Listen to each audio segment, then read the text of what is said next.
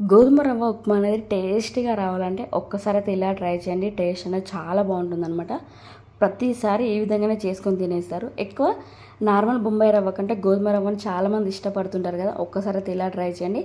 Taste అనేది చాలా బాగుంటుంది. అందరు తెలిసిన ప్రాసెస్లోనే సింపుల్గా అర్థమయ్యేటట్టు మీకైతే చెప్పేసాను అనమాట. అలాగే నా ఛానల్ కనుక ఫస్ట్ టైం చూసిన వాళ్ళైతే ప్లీజ్ నా ఛానల్ని లైక్ చేయండి, షేర్ చేయండి, సబ్స్క్రైబ్ చేయండి. నార్మల్గా ఉప్మా అనగానే పల్లీలు, కరివేపాకు, పచ్చిమిర్చి, ఉల్లిపాయలు, కొంచెం టమాటా ఇలానే చేస్తాం కదా.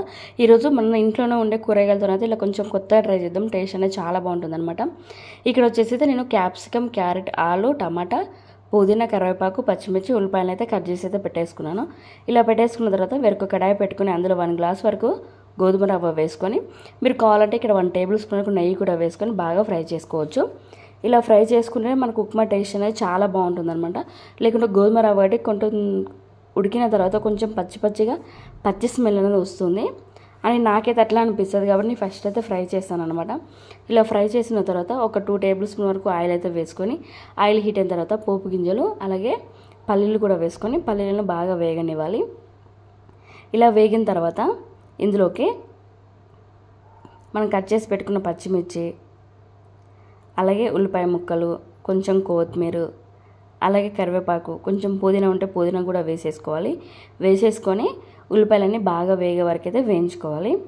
ఇప్పుడు ఇలా వేగిపోయాయి కదా, ఇందులోకి మనం కట్ చేసి పెట్టుకున్న క్యారెట్, క్యాప్సికమ్, ఆలు, మీరు కావాలంటే గ్రీన్ పీస్ ఉన్న గ్రీన్ పీస్ వేసుకోవచ్చు, బీన్స్ వేసుకోవచ్చు, అది మన ఇష్టాన్ని బట్టి ఉంటుంది. అవన్నీ కూడా వేసేసుకోవచ్చు. ఇవన్నీ వేసుకున్న తర్వాత టమాటా కూడా వేసేసుకొని ఒక 1 టేబుల్ స్పూన్కు సాల్ట్ వేసి ఈ ముక్కలన్నీ బాగా మగ్గే వరకు అయితే ఉడికించుకోవాలి. ఇలా వేసేసుకున్న తర్వాత ఒకసారి కలిపేసుకొని ఈ ముక్కలన్నీ సాఫ్ట్గా అయ్యే వరకు ఉడికించుకోవాలి.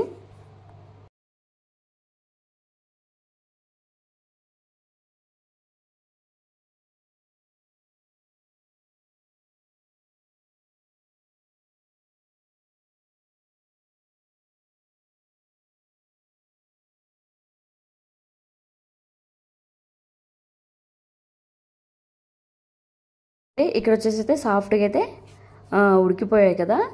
నేను వాటర్ అయితే కొలిచి అయితే పోయట్లేను. మ్యాక్సిమం అందరు తెలిసే ఉంటుంది మన ఉప్మాకు ఎంత వాటర్ పడుతుందో. నేను అయితే అందాదనే వేసుకున్నాను అనమాట.